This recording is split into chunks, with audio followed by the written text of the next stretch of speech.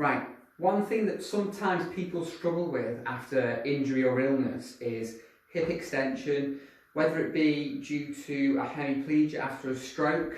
Maybe people don't trust this leg, maybe it's lost of sensation or low tone, leads to the knee kicking back, which pushes our hip into flexion.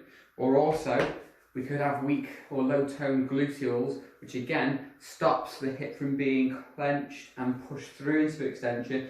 Therefore, we end up with a tight hip, and it's quite a vicious circle really. The weakness and the instability leads to tightness, but the tightness leads to a lack of opportunity to explore that range and further exacerbates that weakness.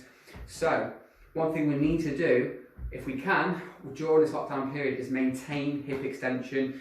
Now, a good exercise to do is to lower ourselves onto our knees, keeping ourselves nice and upright, like follows.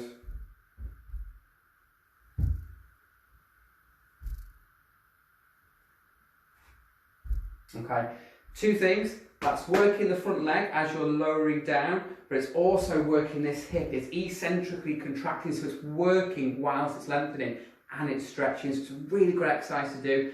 Now, as physios, we like to push you and challenge you. Now, often that leads you to being a little bit wobbly and unstable. So it's a really good idea to use a piece of furniture that you know is stable and isn't going to fall over to hold on to whilst you lower down.